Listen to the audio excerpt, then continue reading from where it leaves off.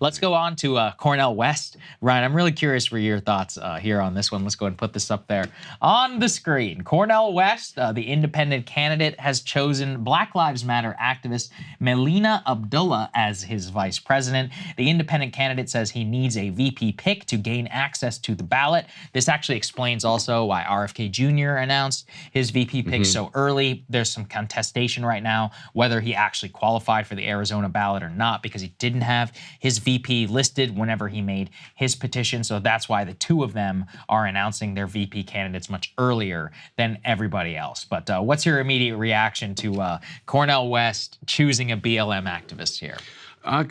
Cornel West said he wants to run with somebody who brings him joy and then he feels proud of. Obviously, this is not he's not placating any kind of. He's not triangulating. He's leaning completely in. Right.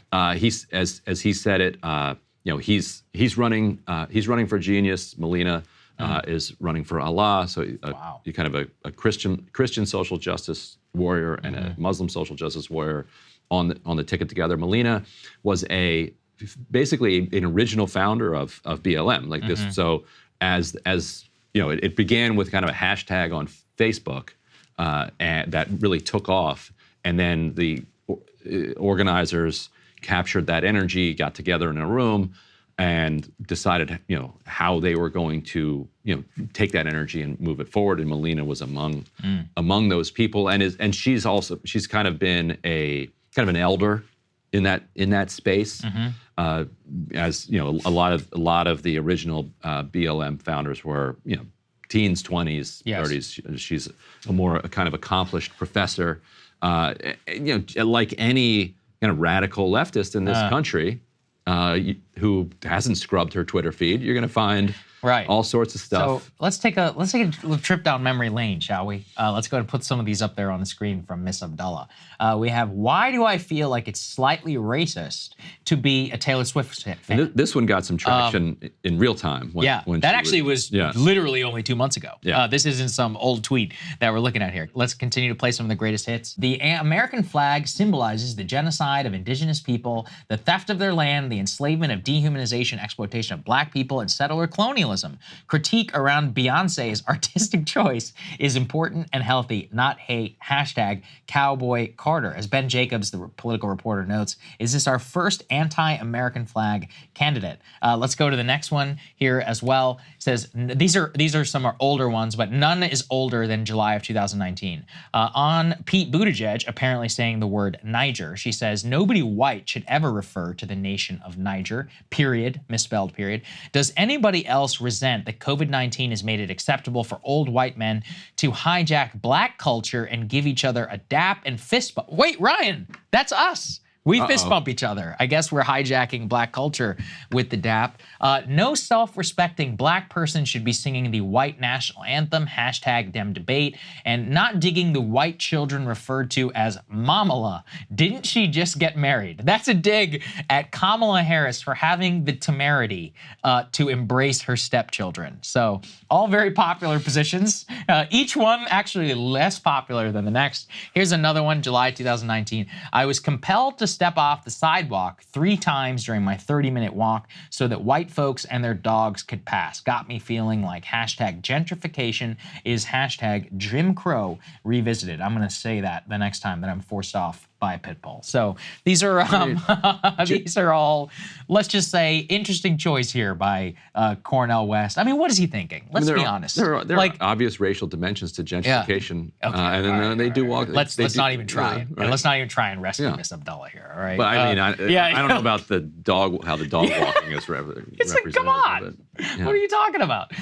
But I think, look, I guess if you want to defend it, you can. This is just pure gobbledygook. Looking at this woman's background, Pan-African studies, University of California, totally poisoned with activist-type rhetoric. And that's my thing here with Cornel. I'm like, what are you trying to do? It's interesting, too, because look, I get that BLM, social justice, and all of that is foundational to some of his like political identity. Fine, okay. But don't you have some political reason as to why you are running beyond trying to capture this kind of activist base and vote, which, let's be honest, these people are going to vote for Biden anyway.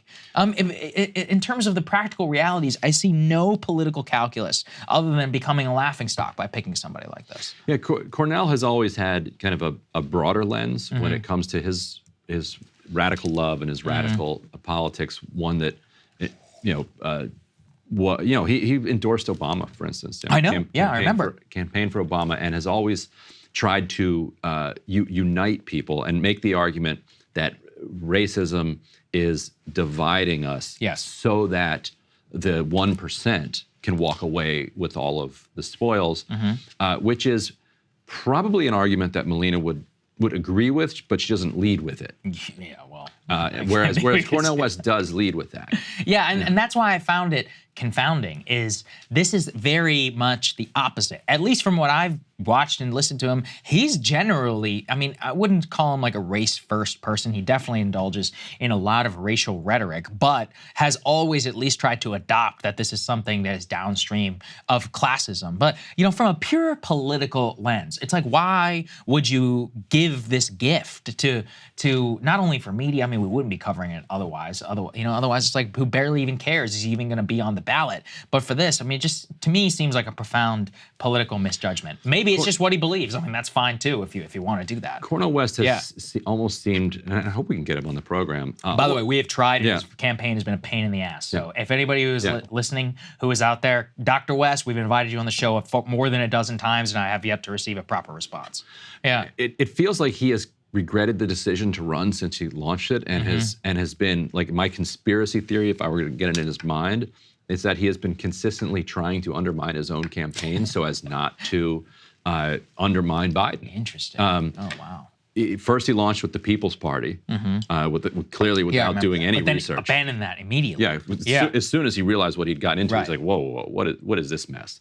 Then he goes over to the Green Party. Apparently, he hadn't done much work with the Green Party either, because I could have told you that thing is a complete and total mess. And so he was like, whoa, the Green Party is extremely difficult to deal with. They're not going to just coordinate me. He didn't want to fight for the nomination. Why should they coordinate him? They shouldn't coordinate anybody. Sure, because they're a self-respecting party. Yes, they're actually, by the way, on the ballot.